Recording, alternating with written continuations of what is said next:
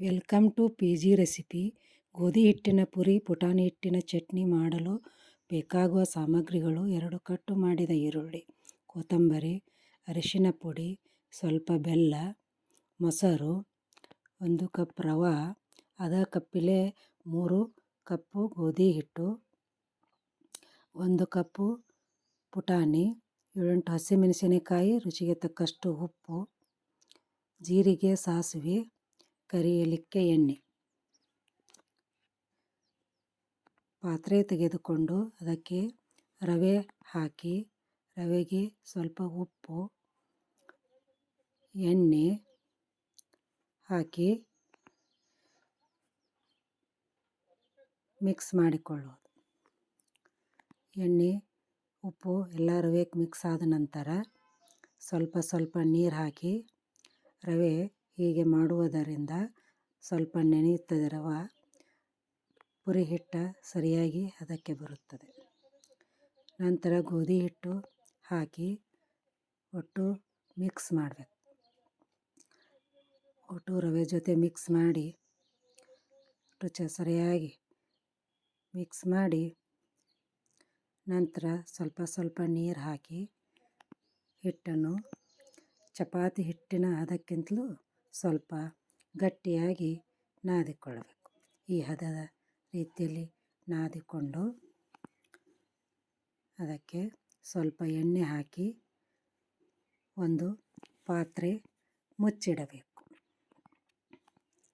ನಂತರ gas stove on ಮಾಡಿ ಪಾತ್ರೆ ಇಟ್ಟುಕೊಂಡು 2 ಸ್ಪೂನ್ ಎಣ್ಣೆ ಹಾಕಿ ಕಾದ ನಂತರ ಅದಕ್ಕೆ ಜೀರಿಗೆ, ಸಾಸಿವೆ ಹಾಕಿಕೊಳ್ಳಬೇಕು. ಜೀರಿಗೆ ಚಟಪಟ ಅಂದ ನಂತರ ಅದಕ್ಕೆ ಈರುಳ್ಳಿ ಹಾಕಿಕೊಂಡು ಫ್ರೈ ಮಾಡಿಕೊಳ್ಳಬೇಕು. ಈರುಳ್ಳಿ ಹಸಿ ವಾಸನೆ ಹೋಗುವ ತನಕ ಫ್ರೈ ಮಾಡಿಕೊಂಡು ಅದಕ್ಕೆ ಸ್ವಲ್ಪ ಅರಿಶಿನ ಪುಡಿ, ಕೊತ್ತಂಬರಿ ಹಾಕಿ ಮಿಕ್ಸ್ ಮಾಡಿಕೊಳ್ಳಬೇಕು. ನಂತರ ಅದಕ್ಕೆ ಸ್ವಲ್ಪ ಮಿಕ್ಸ್ ಮಾಡಿಕೊಂಡ ಹಸಿಮೆಣಸಿನಕಾಯಿ, ಉಪ್ಪನ್ನು ಹಾಕಿ ತಿರುಗಾಡಿಸಬೇಕು.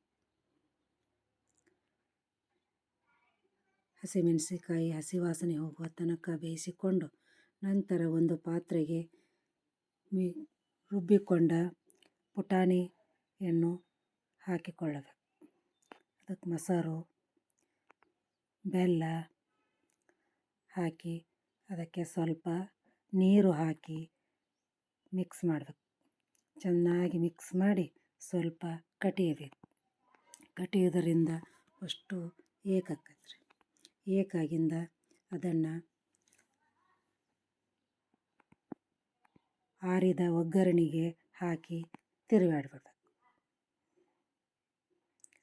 ಆನಂತರ ಗ್ಯಾಸ್ ಸ್ಟವ್ ಆನ್ ಮಾಡಿ ಪಾತ್ರೆ ಇಟ್ಟುಕೊಂಡು ಎಣ್ಣೆ ಹಾಕಿ, ಈ ಥರ ಉಳ್ಳಿ ಮಾಡ್ಕೊಂಡು ನಿಮ್ಗೆ ಯಾವ ಸೈಜ್ ಬೇಕು ಆ ಸೈಜ್ ಉಳ್ಳಿ ಮಾಡಿಕೊಂಡು ಪುರಿ ಮಾಡ್ಬೋದು. ಸ್ವಲ್ಪ ಎಣ್ಣೆ ಹಚ್ಚಿ ಈ ಸೈಜಿನಲ್ಲಿ ಭಾಳ ತೆಳ್ಳಗೂ ಇರಬಾರ್ದು, ಭಾಳ ದಪ್ಪ ಇರಬಾರ್ದು. ಈ ಸೈಜಿನೊಳಗೆ ಪುರಿ ಮಾಡಿ ಲಟ್ಟಿಸಿ ಕಾದ ಎಣ್ಣೆಯಲ್ಲಿ ಹಾಕಿ ಕರಿಬೋದು. ತಿರುವಿ ಹಾಕಿದಾಗ ಈ ಥರ ಬಂದೈತೆ ನೋಡ್ರಿ. ಇದೇ ರೀತಿಯಾಗಿ ಎಲ್ಲ ಪುರಿಯನ್ನು ಮಾಡ್ಕೊಂಡು ಬರ್ತೇವೆ ರೀ. ನಂತರ ಪುರಿ ಚಟ್ನಿ ಸವಿಯಲು ಸಿದ್ಧವಾಗಿದೆ.